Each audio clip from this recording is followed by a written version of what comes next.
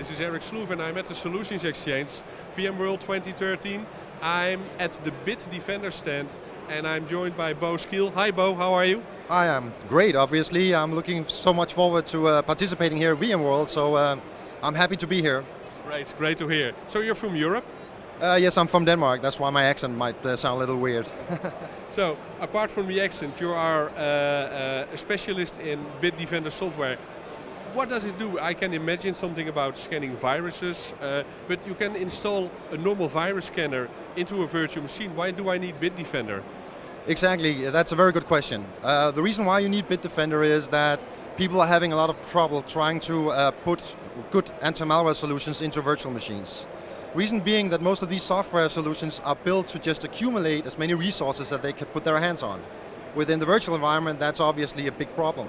So you mean that if I install a separate virus scanner into every virtual machine in, for instance, a view environment, I will have lots of disk I/O, lots of CPU, and if you count them all up, they will become a problem in your data center? Absolutely. The VMware community came up with a name for this. In the US, they call it AV storms. AV storms? Correct, yeah. So VMware has an API within vShield, the endpoint API, and does it use the endpoint API because it's not that scalable? You only have one engine per host. Our earlier versions of our solutions were using the vShield solution, but our newer versions, we've gone away from it. So you mean that you are deploying a virtual appliance per host and you can scale up if you want to? Yes, this is all about not only scalability, but also about load balancing and high availability. What we saw as what we thought we could do better was that having a single AV engine per host is a single point of failure. So in our design, we can deploy as many as we wish. Furthermore, we have the ability from these engines to communicate between one another. That way we can do load balancing. At the other end, where it's important, at the virtual machines, we've created a small software solution that we call Bitdefender Tools. So it works similar to how VMware Tools is. It's something that you install into the virtual machine one time, and it basically requires no updates whatsoever.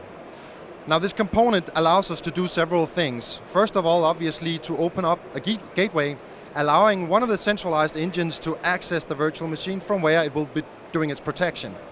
But the other thing we have managed to do is to, for instance, generate pop-up notifications for the users. Now in a VDI environment, that is extremely important. Imagine a user sitting with a VDI protected by a centralized AV solution and suddenly one of their files disappear.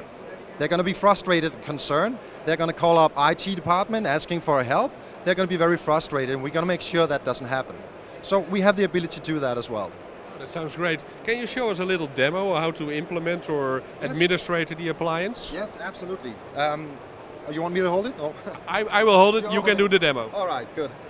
Well, in our solution, everything is appliance-based. So it starts by importing an appliance into your vCenter environment. Right. Now this appliance is basically a shell, because the management solution can scale up to millions of endpoints if you want to. So we have 4 roles that we need to execute in there. It's a web server role, a database role, a communication server role, and an update server role. Now, all these 4 roles can be installed on the same appliance, or we can spread them over several appliances. But we can also do role balancing, and we can do this dynamically. So let's say at a point in time, the database is being very stressed. This could be at the point in time where you're doing a lot of reports. So at that time, if it's running as dynamically role balancing, it will automatically spin up a new appliance, install the database role, and load balance. And at the point where this load is non-existent or it disappeared, then it will automatically delete this extra appliance as a green initiative. Okay. So I think it's just showed down here. So when you have this appliance, in this scenario here, I have installed 4 roles. Everything is quite simple. The CLI solution is kind of self-explaining, so you can easily configure it with an IP address, DNS, gateway, etc. And eventually you get a web page from where you log on. The web page can be used to administrate the Bitdefender software itself? Well, we integrate with as many instances as vCenter that you have. So this could be instances of version 4.0, 4.1, 5, 5.1 or 5.5. So in bigger organizations where they might have several data centers running different vCenter instances, we can hook up to all of them from a central point of view.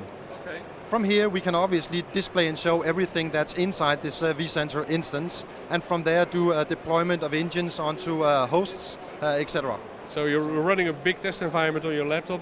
Is that also the benefit of using a virtual appliance, that you can easily set up a test environment? You don't need additional hardware? Absolutely. Normally I have the ability to run 2 ESX servers here and secure everything because it's so simple to do. Basically, if you want to get started looking at our software, which right now is not looking that impressive, but I'm sorry about the laptop, but it's a question about importing an OVF file into your environment, installing 4 roles, accessing the website, integrating it with vCenter and Active Directory to create administrative accounts, and then you can deploy your AV engines. And that is done through the web console. It's very simple. And then you install Bitdefender Tools.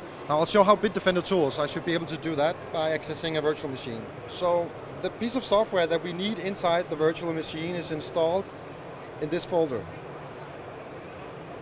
And we take up about 45 megs of disk space. If we look right now, it's taking a little bit more, but that's because we're running some local caching for performance issues. So it might grow a little bit. When we install it, we're basically just copying in the folder. It works a little bit like a portless app. And then we make some alterations to the registry key inside the virtual machine. We're informing the operating system that anti-malware has been installed, configure the solution to be uninstalled by the control panel.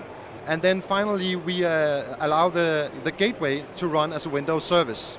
So, but there is not actually scanning going on in the virtual machine, it's purely administrative. It's basically just opening up a door. Yeah, we can have a look here and at the running processes inside this virtual machine. And you can see here's my gateway. And it's currently taking up 6 megabytes of memory and no CPU whatsoever. So I'm using no local resources whatsoever inside the virtual machine. You also can show us what happens when a virus comes alive. Do you have a test virus, for instance? Absolutely. I'll try to make an example here. I make my test. And then I'll put some dangerous stuff into the file.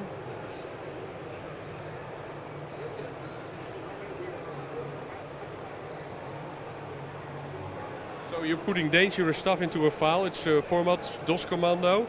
That's pretty cool, because viruses can destroy your machine. Is this detected immediately? Absolutely. So when I click save now, if you can look at the running processes, you will see how little local resources we're accumulating to do our stuff. I'm going to click save now. So you saw the gateway peak a little bit on CPU, it was like 2%. And this was while we were taking this file, moving it into quarantine area and encrypting it. So in that situation, we're using local resources, but for the actual scanning, for the actual protection, we're using none. So the driver gets a heads up, there's a virus on this particular virtual machine, and the driver will isolate that individual file and put it in quarantine. Correct, yes. And then we can notify the user in different ways. That is controlled by normal security policies. So, but in essence, we can allow a GUI to be present within the virtual machine. That makes sense if it's a send server or an application server, or if it's a VDI. And here we have the ability to inform the user about any security measurements that takes place. So for instance here, we have registered that my text file was a Trojan format C, that it was moved into quarantine, the computer is safe. Oh, great, looks awesome. Well, Bo, many thanks for the interview and many thanks for the demo. Oh, you're welcome.